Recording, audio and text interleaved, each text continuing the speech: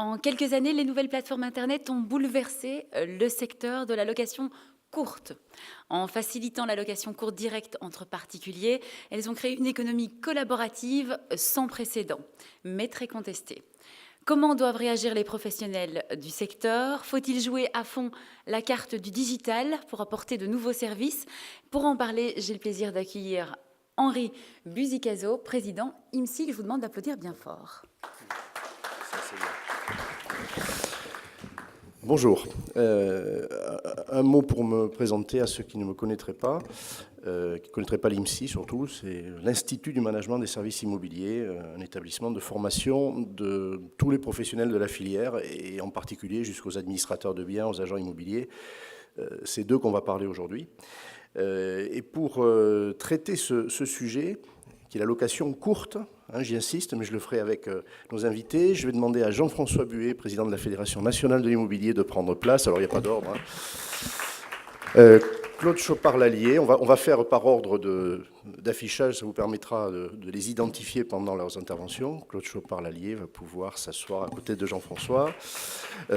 Owen Lagadec, ensuite, Poply Days.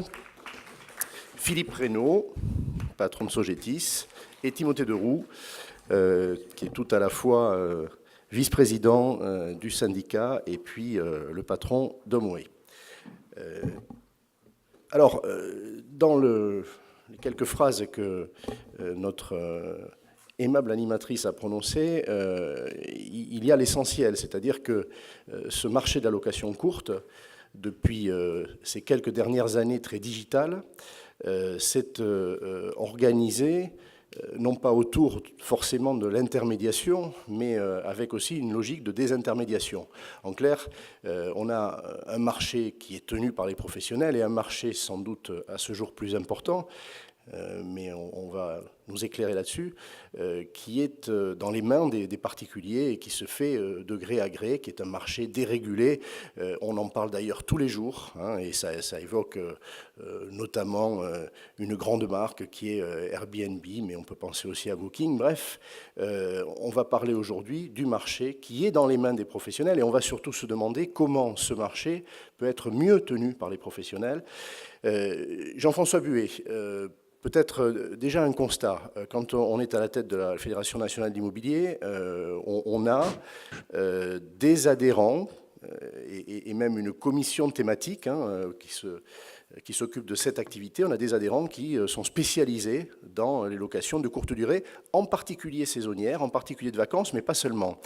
Alors, l'état des lieux aujourd'hui, avec la vision panoramique qu'on a à la tête de la FNAIM, est-ce que ces professionnels sont plus nombreux qu'ils l'étaient il y a 5 ans, 6 ans, moins nombreux? L'an dernier, dans ce même salon Rent, on avait déjà fait le point. Est-ce que la situation va plutôt dans le sens de l'évolution des parts de marché professionnelles? Et puis, un mot aussi sur les outils que la Fédération, et je crois que dans les derniers mois, il en est apparu, que les outils met à leur disposition pour qu'ils tiennent mieux ce marché de la location courte. Alors, bonjour. Oui, alors ce marché est effectivement, c'est bien d'avoir rappelé, ce marché de la location courte est un marché très particulier qui aujourd'hui nécessite des compétences vraiment spécifiques. Ce qu'on constate, nous, de façon très pratique sur le terrain, c'est qu'on n'a pas forcément plus de confrères qui font de la location courte, location saisonnière, comme on l'appelle à la FNIM, mais des gens qui ont un portefeuille de plus en plus aiguisé, de plus en plus important, des gens qui font attention aux lots qu'ils rentrent en gérance, à la qualité des lots, à la qualité des services qu'ils apportent, et qui en font vraiment un métier à part entière et non plus une activité accessoire à la transaction, la gestion ou le syndic classique. Donc le chiffre d'affaires moyen, pour prendre cet indicateur, de celui qui fait de la location courte va plutôt crescendo dans les rangs de la FNAIM. Va plutôt crescendo. Il y a aussi une concentration. Il y a sur la même basse activité des gens qui souhaitent arrêter parce qu'ils veulent prendre leur retraite. Des gens qui finalement avaient un portefeuille qui qui n'est pas suffisant pour être assez représentatif et qui préfère le céder à un confrère qui, lui, est très bien installé sur le secteur. Et puis des services qui sont de plus en plus différenciants et donc une vraie professionnalisation du métier. Je compare ce métier-là souvent à un autre métier qui est assez méconnu, qui est la copropriété. Et d'ailleurs, souvent, les confrères qui font ce métier-là dans les zones de location saisonnière sont souvent aussi syndics parce qu'il y a une nécessité de proximité et une nécessité de professionnalisme.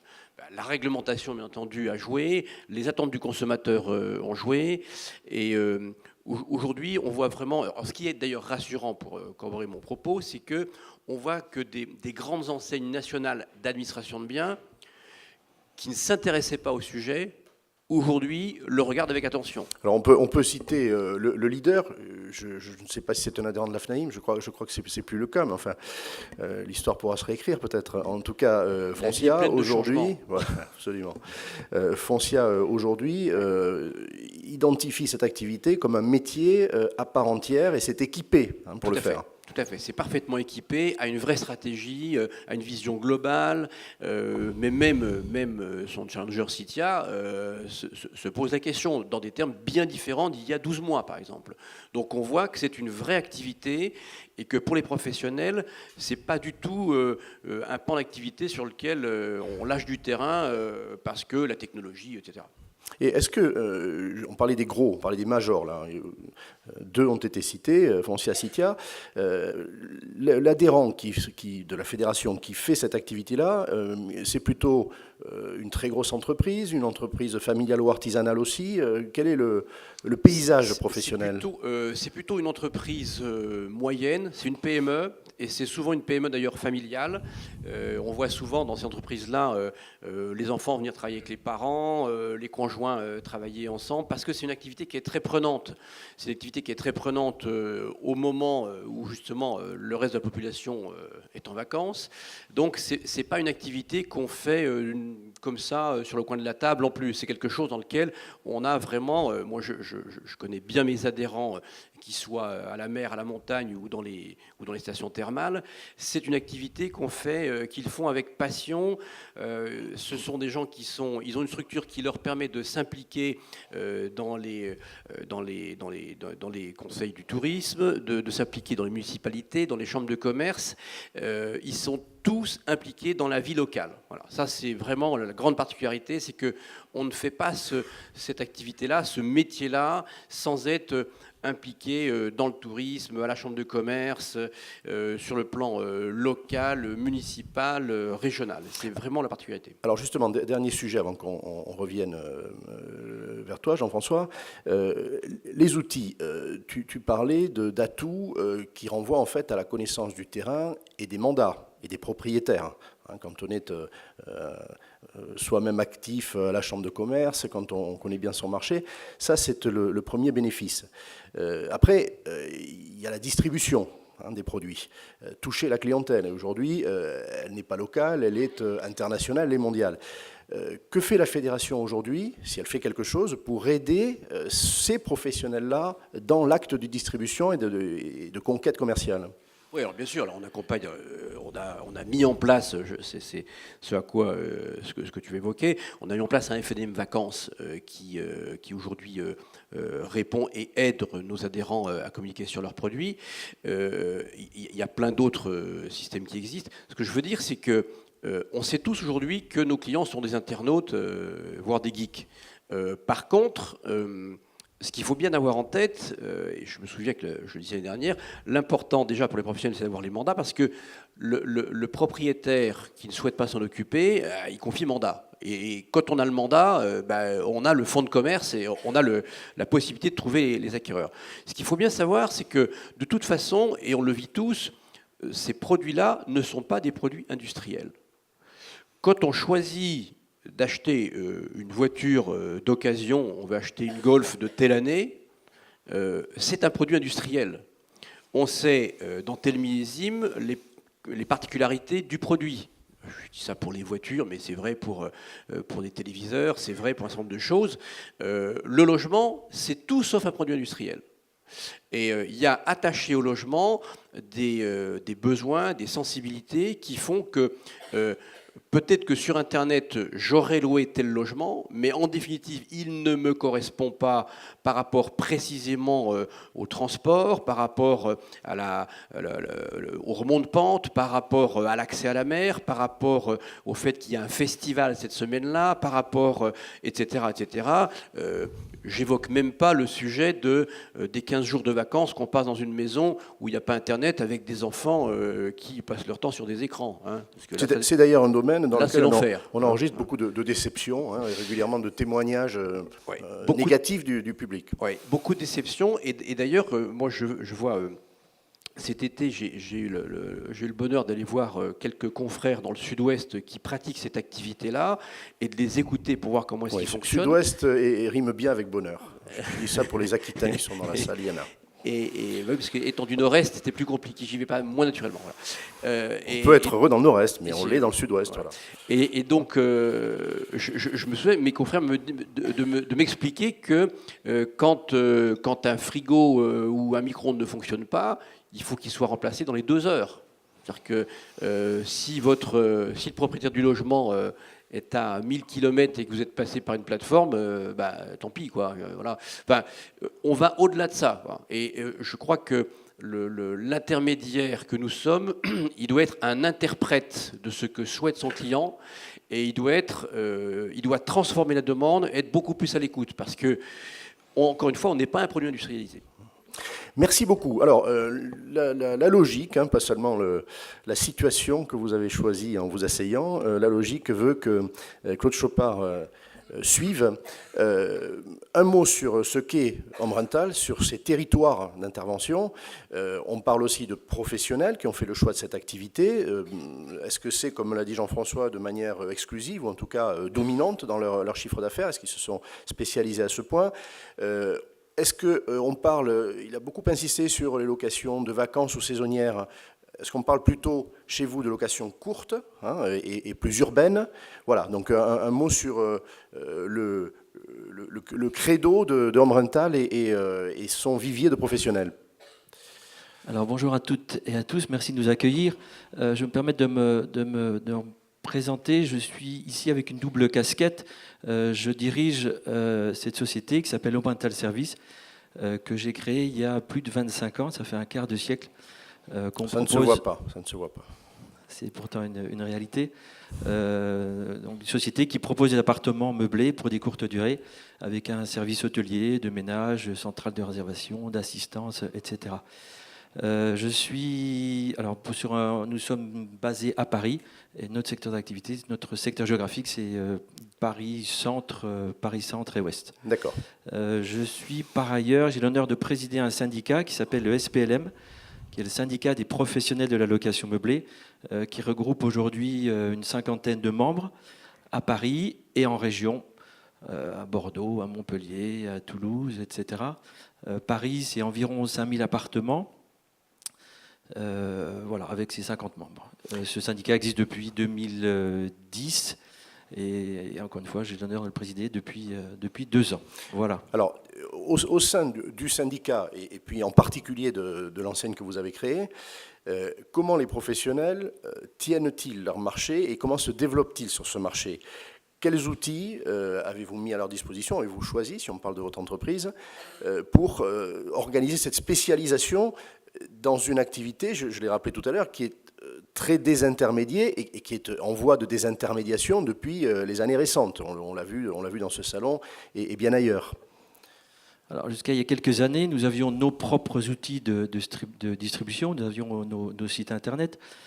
Tout ça a beaucoup changé en très très peu de temps. Aujourd'hui, nous passons en général, nous devons passer par ce qu'on appelle des channels différentes qui touchent une clientèle évidemment beaucoup plus large. Ce que je voudrais rappeler, c'est, comme le soulignait Jean-François, c'est un métier qui se fait avec passion. Je crois beaucoup en l'humain. Lorsqu'on réserve un appartement, on s'adresse à une personne. Quand ils sont à Paris, on les accompagne pour donner une adresse d'un bon petit bistrot, d'un concert, d'un dernier concert, etc. Donc je crois beaucoup à l'humain. Le côté professionnel que nous offrons, en tout cas, respecte ça. C'est un point très important. Est-ce qu'il y a un souci, en tout cas une préoccupation, peut-être des réponses, en matière de visibilité de la qualité? Alors, je veux dire que depuis bien des années, depuis 20 ans, 25 ans, l'univers de la location courte, saisonnière notamment, a eu l'idée de mettre en place des labels. Ça a marché ou ça n'a pas marché? D'ailleurs, ça n'a plutôt pas marché. Aujourd'hui, et si on pense à l'autre offre alternative qui est l'hôtellerie, qui propose une visibilité de la qualité, des standings et des services, est-ce qu'on a aussi une visibilité dans les grandes villes que vous avez citées, où exercent vos adhérents, des produits, alors certes sur mesure, vous l'avez rappelé, mais à un moment donné, on va rechercher aussi des niveaux de prestations, de qualité. Est-ce que c'est visible aujourd'hui, ça? Je crois qu'il y a de la place pour tout le monde. Faire appel aujourd'hui à un professionnel, c'est un gage de qualité. Vous l'avez souligné tout à l'heure, on est sur le terrain confronté tous les jours à des problèmes très très basiques. Si demain il y a un dégât des eaux, si un locataire souhaite prolonger son séjour, etc., on a la possibilité d'offrir un plan B, ce qui n'est pas forcément le cas d'un particulier. On s'est organisé en termes d'offres. On a vraiment des services d'assistance 24 heures sur 24, pardon, de maintenance.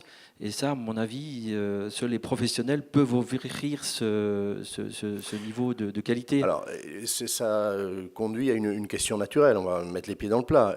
Ils ne sont pas ici parce qu'on a fait le choix de parler du marché intermédiaire et de la réintermédiation, non pas de l'autre marché.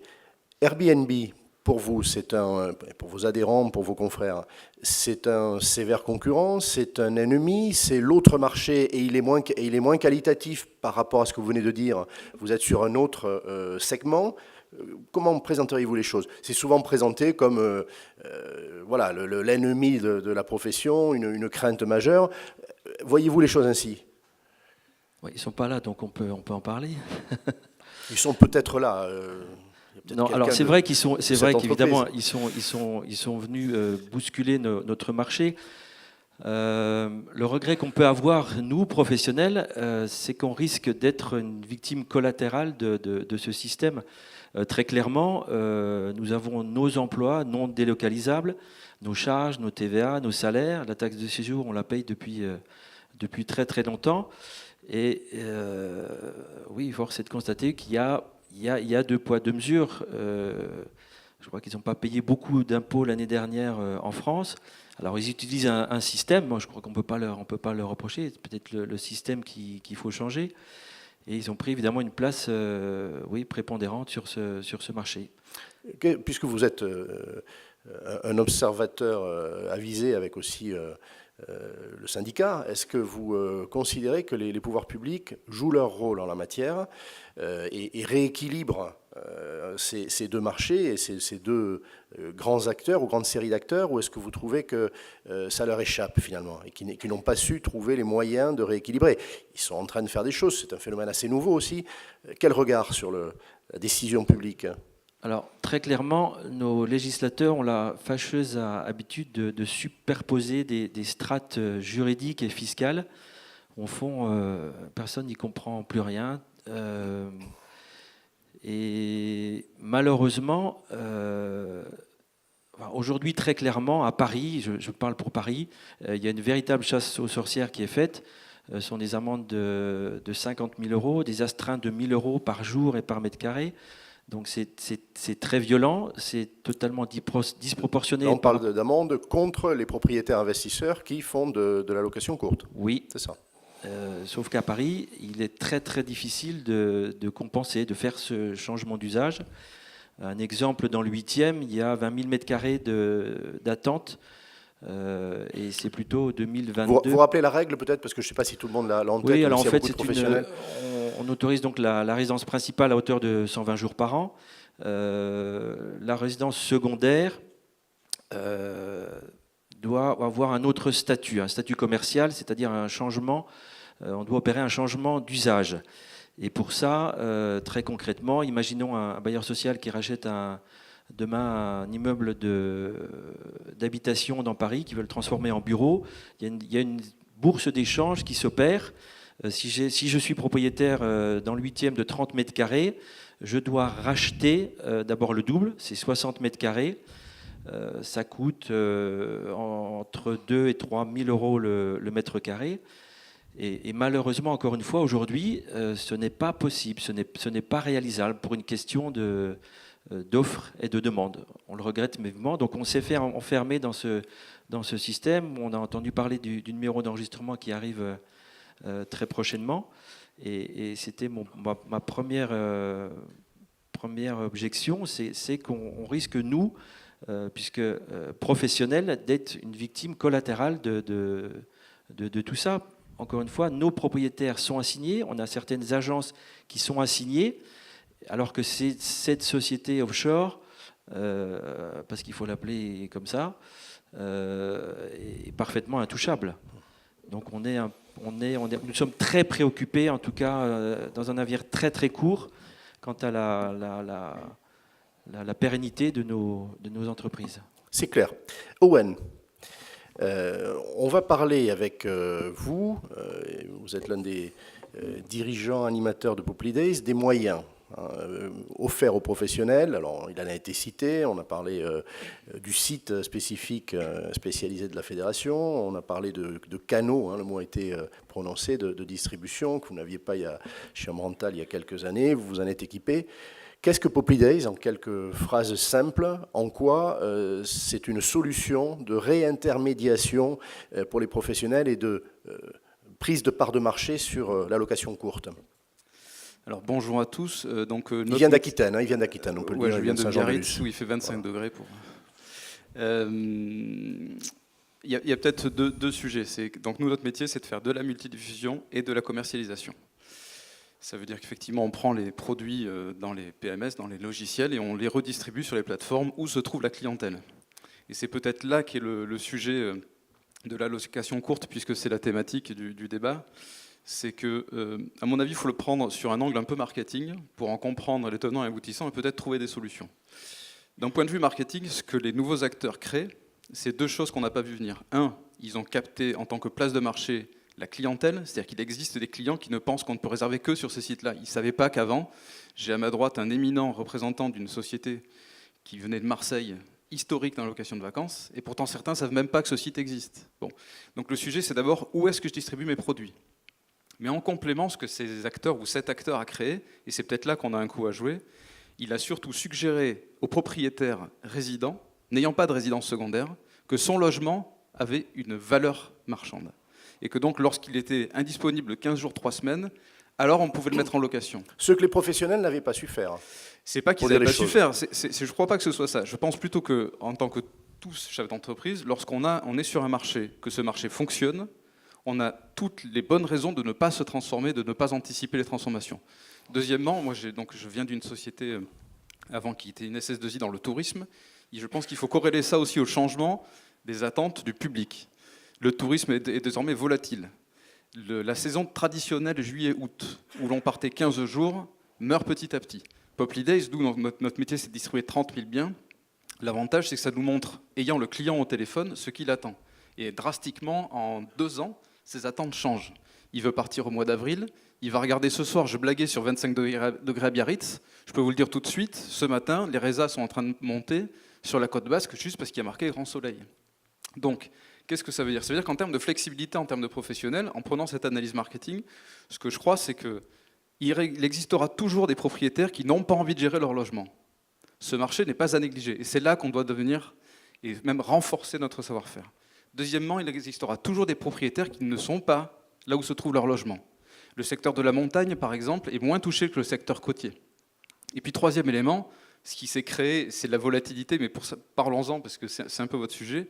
La location courte, ça veut aussi dire des professionnels qui, désormais, en voyage d'affaires, délaissent peut-être l'hôtellerie, veulent prendre 2 nuits à Paris, ou bref, dans le city, comme on dit. Et alors, là, c'est un public que l'on n'avait pas en tant que professionnel, mais qu'on peut venir attaquer. Donc, si on résume un petit peu cette analyse, Moi, je crois qu'on peut être beaucoup plus optimiste que ce que l'on croit, et que le sujet est plus comment être rentable sur la location de courte durée. C'est donc une question d'organisation.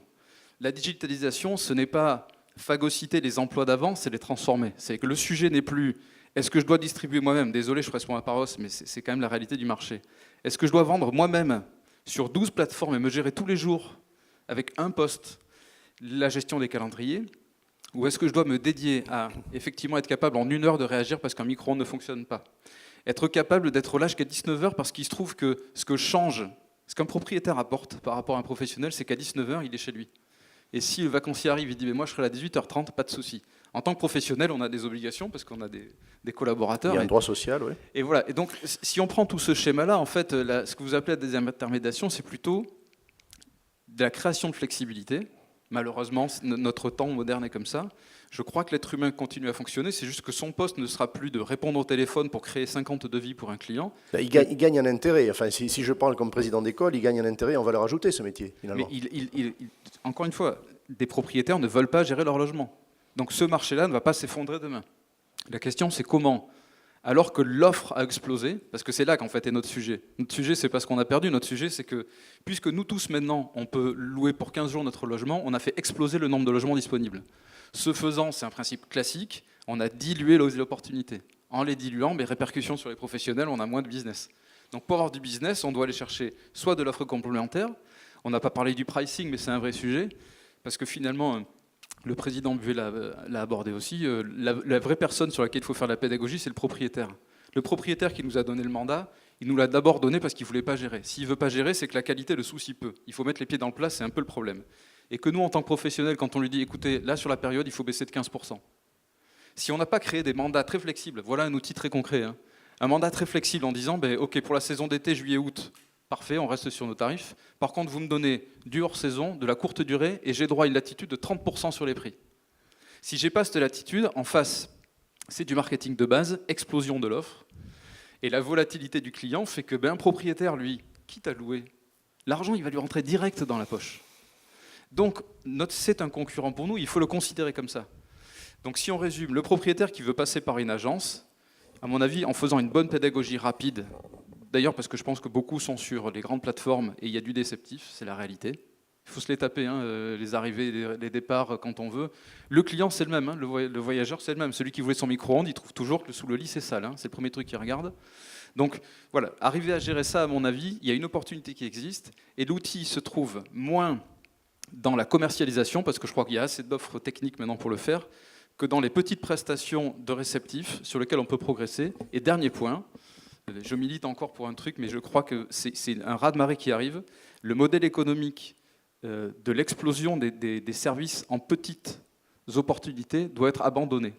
À mon avis, le client attend désormais un prix, 150 € tout compris. À nous de nous débrouiller pour que ce soit rentable.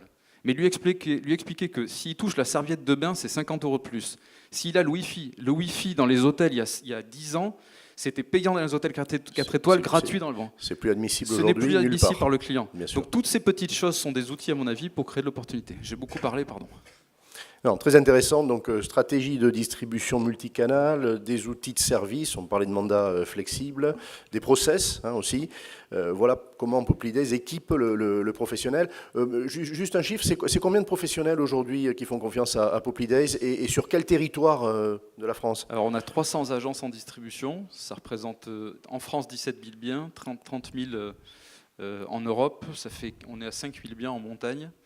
Évidemment, on vient beaucoup du métier de la location saisonnière, donc plutôt des vacances, et donc plutôt de la côte. Quand je dis côte, c'est toute côte atlantique et autres. Mais on voit que la transformation, c'est que des agences, on va dire de l'intérieur, c'est-à-dire n'étant pas en opportunité de location de vacances, voient des opportunités de demande de professionnels, et alors on a une nouvelle intermédiation qu'on peut créer.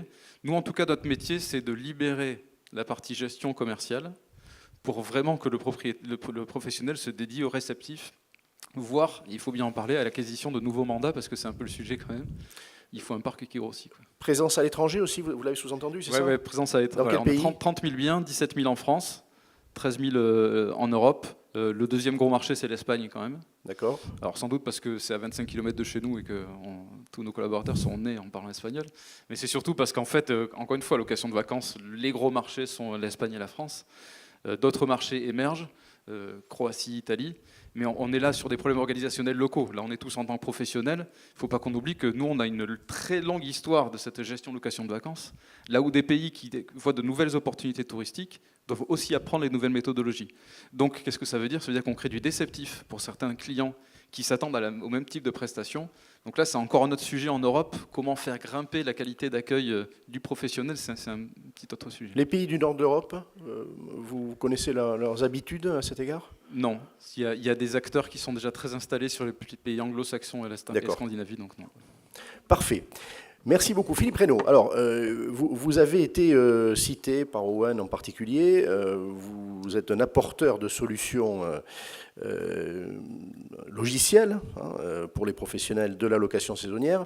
Alors, un mot sur les outils que vous proposez aujourd'hui, sur leurs évolutions, puisqu'on parle d'évolution ou d'involution. Vous êtes là pour les aider à gagner. Qu'est-ce que vous avez changé dans vos produits, dans vos services pour équiper les professionnels ? Alors bonjour, merci aussi de nous recevoir. Donc Philippe Reynaud, je suis le directeur de Progetis et pas Sogetis, petite erreur de frappe. Ah oui, c'est exact. Alors non, pas de souci. Alors, juste pour commencer, en fait, nous on a une très belle histoire avec le Rent, c'est qu'on est venu pour la première année en 2014 et nous avons rencontré le groupe Pierre et Vacances qui était venu au Rent chercher une solution de gestion de location saisonnière. Alors Progetis, c'est un éditeur de logiciels de gestion, donc nous éditons des logiciels de gestion uniquement immobilière, nous faisons partie du groupe GERCOP. Et en fait, grâce à cette rencontre qui a eu lieu donc, il y a 4 ans, quasiment jour pour jour, nous avons découvert ce magnifique marché de la location courte durée. Nous gérons aujourd'hui tout le patrimoine du groupe Maeva, donc de la filiale Maeva du groupe Pierre et Vacances. À partir de là, effectivement, on est allé voir un petit peu d'autres acteurs, on est allé découvrir un petit peu ce marché. Alors je rejoins complètement tout ce qui s'est dit là depuis le début, c'est très intéressant. Très clairement, il y a un changement très clair de besoin du marché de la part des clients. Alors on parle beaucoup de location de vacances, nous on va plus loin, donc on gère de la vacance, on gère aussi de la city, c'est un très bon terme, on gère aussi du bureau, on a de plus en plus de solutions aujourd'hui pour des professionnels qui sont en mobilité, de location de bureaux court terme, nous gérons même de la location de cabinets médicaux en court terme pour des médecins dans des hôpitaux, donc on va vraiment très très loin dans cette notion de location court terme, l'utilisation court terme devient une utilisation courante dans tous les métiers liés à l'immobilier et même dans tous les métiers au sens large d'ailleurs. Alors maintenant, par rapport à l'acteur dont on a beaucoup parlé d'Airbnb, donc on connaît aussi très bien, avec qui on travaille indirectement, très clairement, les petits acteurs, les membres, nous très clairement, on envoie du flux chez eux, donc du flux d'annonces qui est republié. Et aujourd'hui, des gens comme Airbnb ouvrent les tuyaux, donc il est tout à fait possible de publier chez eux. On rencontre donc des agences immobilières qui disent voilà, on veut quand même arriver à concurrencer. Donc nous, ce qu'on va proposer aux agences immobilières, c'est une suite logicielle qui couvre tout le scope complet. Ça va être l'activité de gestion locative classique avec la partie juridique, la partie comptable et toute la lourdeur qu'il y a en France sur cette partie comptable. Ça va être de fournir des solutions de réservation en ligne en temps réel sur le site de l'agent immobilier pour qu'il puisse quand même avoir ça, avec des solutions mobilité. Ça va être lui fournir des solutions de call center pour qu'il puisse, même en mobilité dans sa voiture, répondre à un appel d'un client et lui dire « je peux relouer ou déplacer la location d'une semaine ». Ça va être lui permettre de faire de la captation de paiement en ligne avec des paiements de carte bancaire, avec le calcul des taxes de séjour, dont on a parlé aussi, c'est très important. Ça va être de mettre en place des solutions de desk pour qu'il puisse accueillir les clients, vérifier depuis sa tablette ou son téléphone que la caution est bien payée, que la réservation est bien faite, que les choses sont en ordre. Et puis ça va être pour le client de pouvoir modifier sa réservation en ligne. Et la partie la plus importante, et c'est là où Airbnb est très fort, ça va être de fournir au vrai client, le propriétaire, beaucoup de souplesse. Et donc on a mis en place des solutions d'extranet propriétaire où le propriétaire peut, à l'avance, dans l'année, dire moi, depuis 40 ans ou depuis 20 ans, chaque année, au mois de mai, avec mes enfants, mes petits-enfants, on garde l'appartement sur la Côte d'Azur pour se retrouver. Donc, je bloque le mois de mai. Et ça va être même pour le propriétaire de prendre des options en disant, éventuellement, s'il n'y a personne, la deuxième quinzaine de septembre, je veux pouvoir le récupérer. Et donc, et même à la rigueur, qu'une semaine avant ou même un jour avant, le propriétaire peut dire, tiens, mon appart est libre, ok, je le bloque. Et donc, vraiment d'offrir ce côté aussi court terme pour le propriétaire, qui puisse au dernier moment, pour ses enfants ou petits-enfants, venir récupérer sa location pour lui, quitte parfois même à payer des fees, parce qu'il a abandonné l'appartement au marché, donc il doit parfois relouer lui-même, repayer un petit quelque chose à l'agent immobilier. On a mis en place ce genre d'outil déjà. Ça fait partie de la souplesse du contrat de mandat et de toutes les souplesses qu'on doit pouvoir proposer.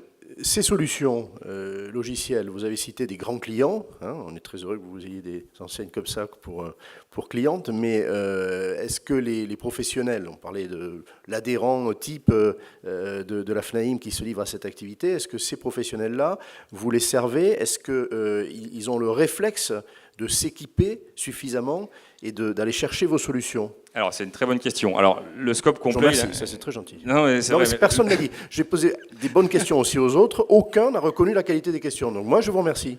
Voilà. Vous avez posé de très bonnes questions. Parce que je fais ça gracieusement, je tiens à vous le dire aussi. Donc voilà, merci. Il est bon, il est merci très très à bon. ceux qui applaudissent aussi. J'ai repéré, je sais qui c'est. Alors, c'est sûr que quand on veut offrir tout le scope de service complet, ça a un coût. Donc, une agence immobilière qui fait cette activité de façon partielle et qui a 10 ou 15 lots à gérer, on ne va pas la capter. Parce qu'il n'y a pas de rentabilité et de toute façon, vous l'avez très bien dit, soit elle y va à fond dans ce métier, soit elle n'y va pas. Donc voilà, là-dessus on se rejoint totalement. Oui, puis c'est un coût. Celui qui C'est effectivement un coût. a 15 lots, il va pas accéder à cette solution parce que il perd de l'argent. Et on ne va même pas lui proposer.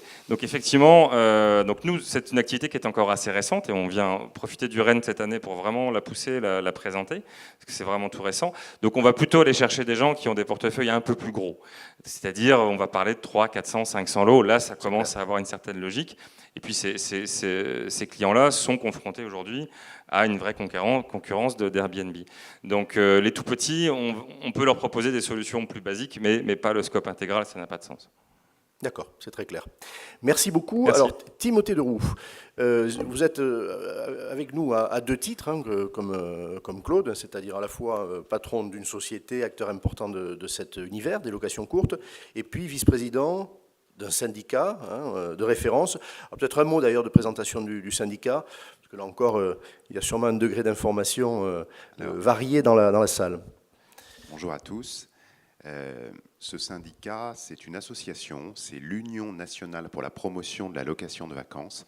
Il n'y a pas de vice-président, en fait, je suis président.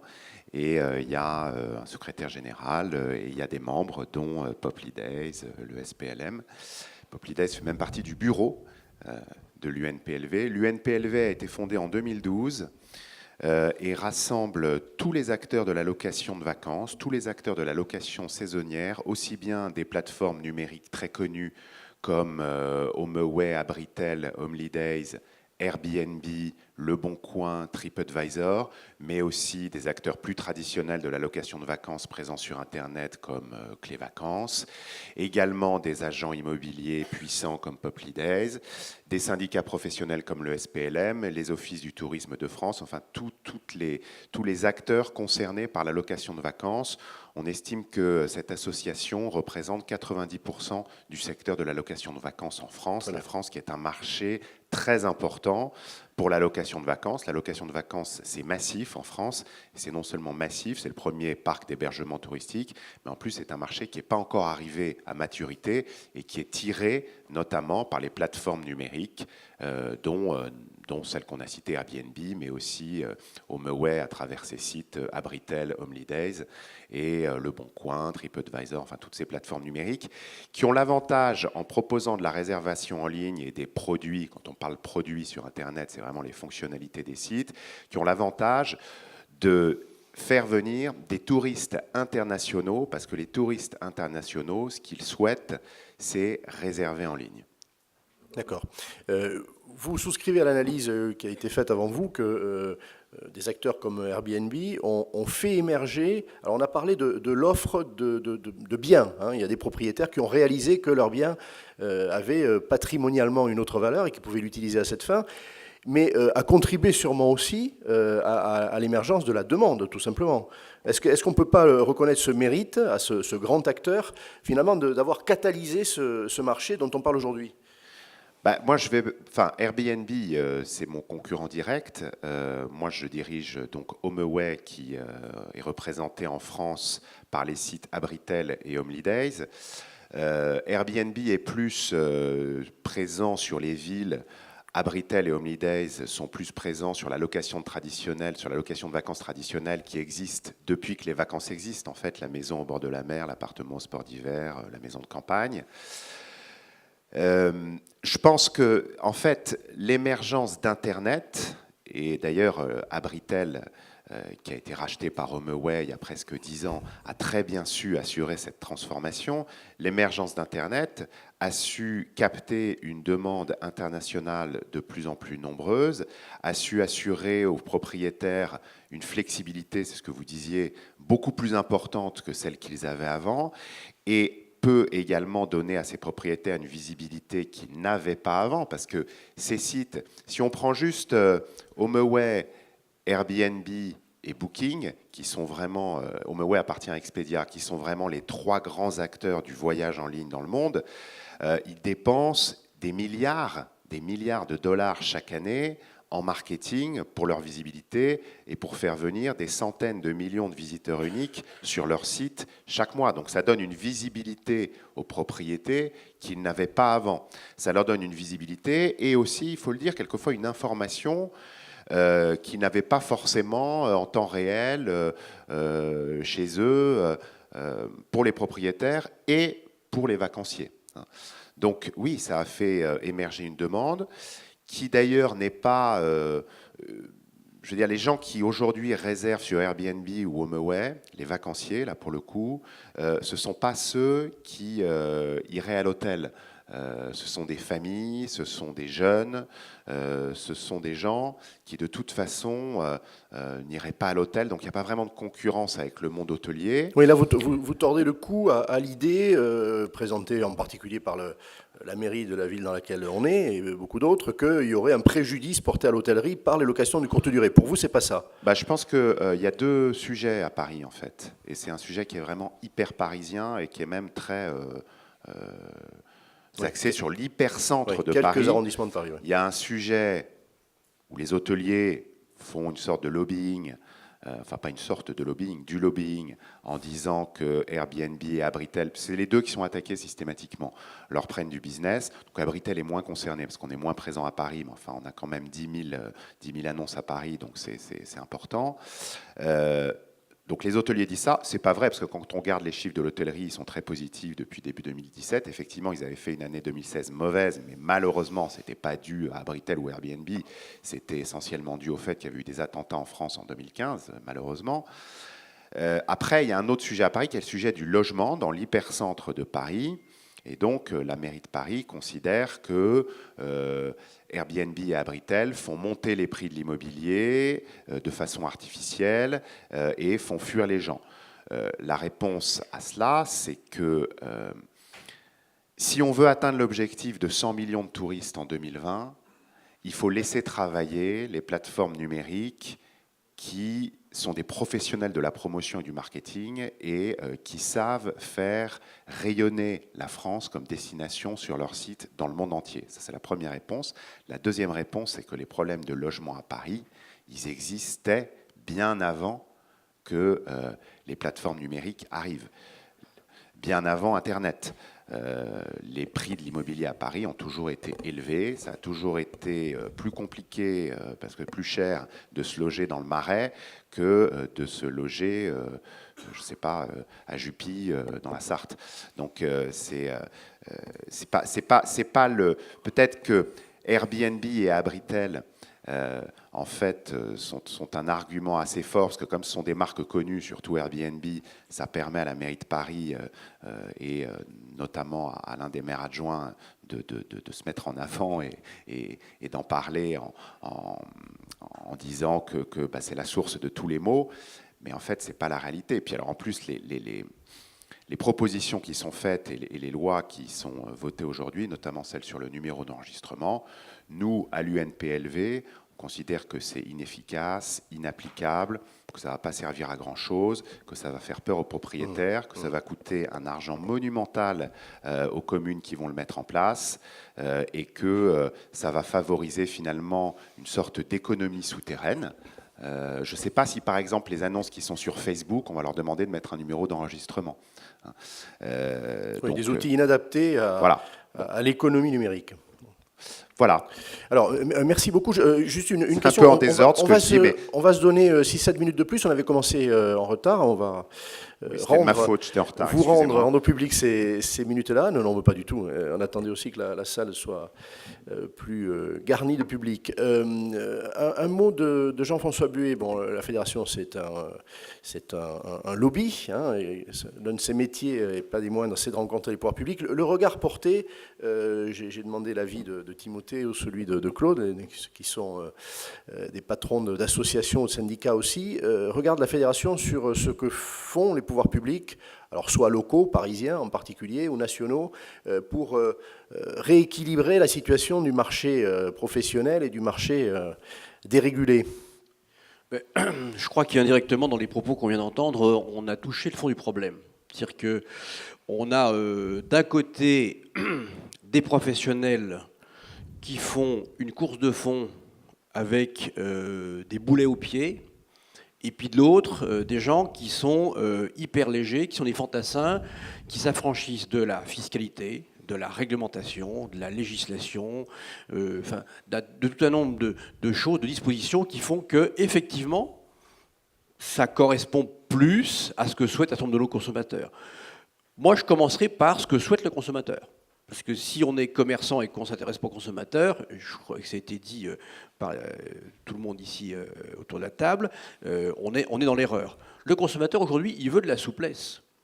Et ce n'est pas parce qu'on va encadrer les loyers baux de 89, c'est pas parce qu'on va interdire les choses, qu'on va réglementer, qu'on va numéroter, qu'on va légiférer, qu'on va interdire, qu'on va obliger, qu'on va trouver la solution. C'est-à-dire que c'est vrai qu'on a envie d'avoir beaucoup plus de touristes à Paris, que notre pays est le plus beau pays du monde et que c'est la première destination mondiale, certes. Mais je veux dire que pour servir ces touristes, il faut aussi des cuisiniers dans les restaurants. Hein. Il faut aussi des gens dans les commerces. Il faut aussi des salariés qui puissent venir travailler pour servir les touristes et qui n'aient pas à faire 2 heures de trajet le matin et 2 heures de trajet le soir. Il faut aussi que dans nos stations de sport d'hiver, on puisse loger les gens qui sont les perchemans, qui occupent les magasins, qui sont dans les magasins de sport, etc., etc.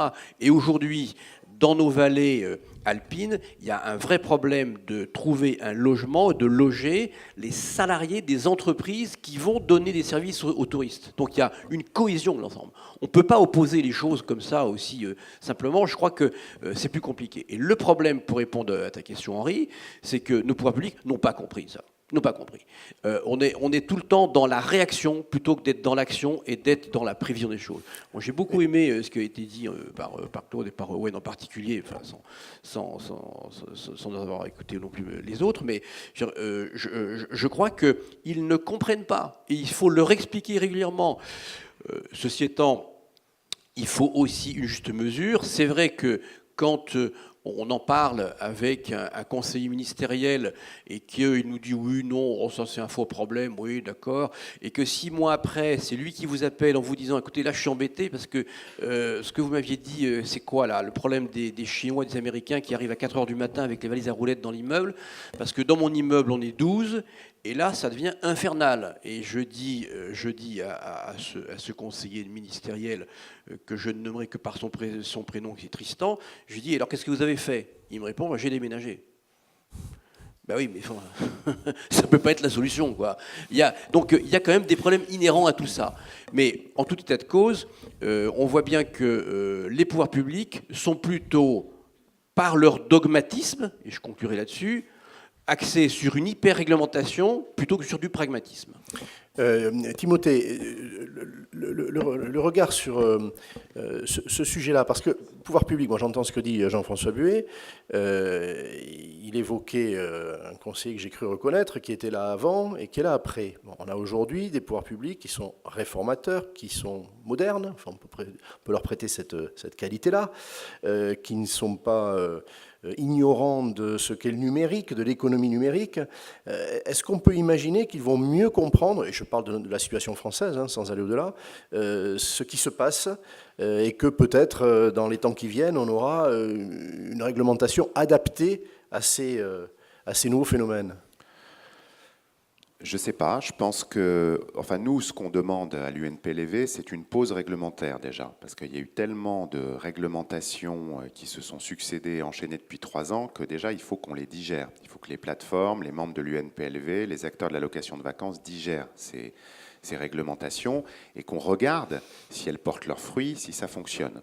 L'autre chose, je pense, qu'ils doivent réaliser, c'est que toutes ces réglementations, en fait, elles prennent beaucoup leur origine depuis Paris. Et parce que c'est vrai que Airbnb a transformé le marché à Paris. Bon.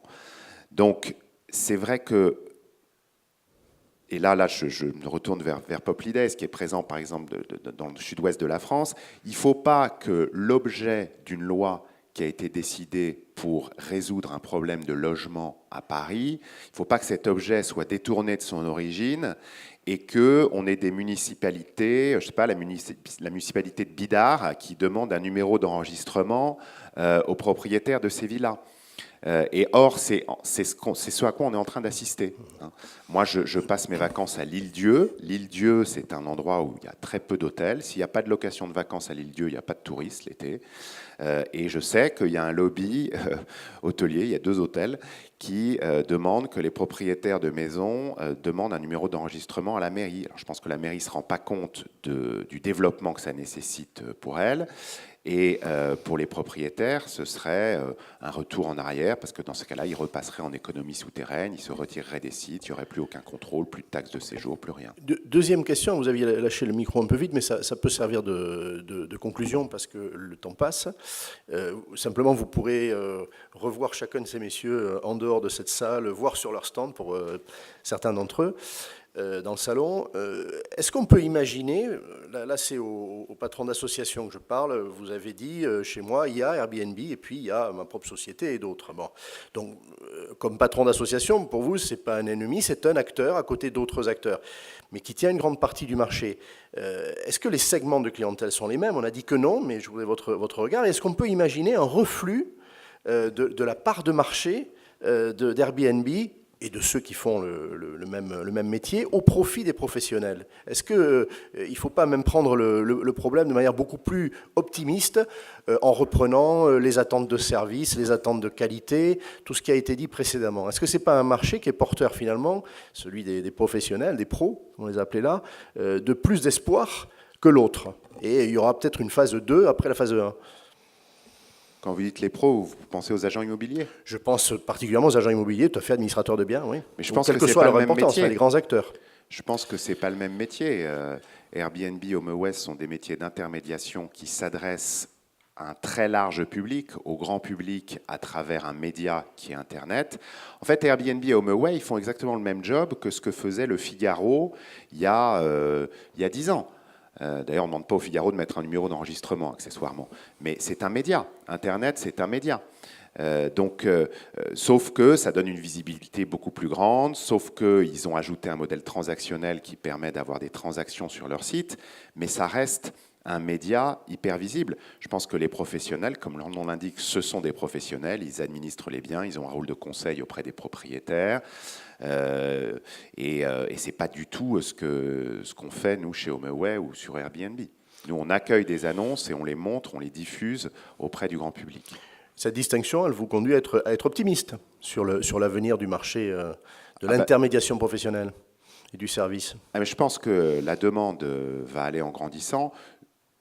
Que ce soit HomeAway ou Airbnb, on travaille, et à l'UNPLV en général, on travaille quand même sur le métier du tourisme, beaucoup plus que sur le métier du logement. Et le tourisme, il va en grandissant. On estime qu'il y aura 2 milliards de touristes en 2050, il y en a 1 milliard cette année.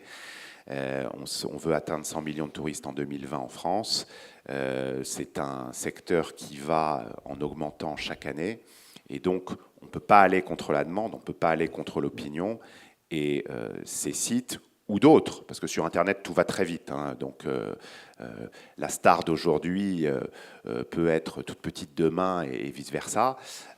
Mais en tout cas, ce qui est sûr, c'est que la demande, elle passera de plus en plus par Internet, sur des sites qui savent proposer une offre pléthorique à leurs clients. Je ne sais pas quel est le nombre d'annonces qu'est Airbnb. Sur HomeAway, on a 2 millions d'annonces dans le monde. Il y a peu finalement d'acteurs qui proposent une offre aussi importante, aussi large de location de vacances dans le monde. Merci beaucoup. Si vous êtes satisfait de ce qu'ils vous ont apporté, vous les applaudissez parce que c'est aussi leur seule rétribution. Je leur dis après. Ça évite une mauvaise surprise. Merci beaucoup, messieurs, et je vous souhaite un bon déjeuner. Il est l'heure.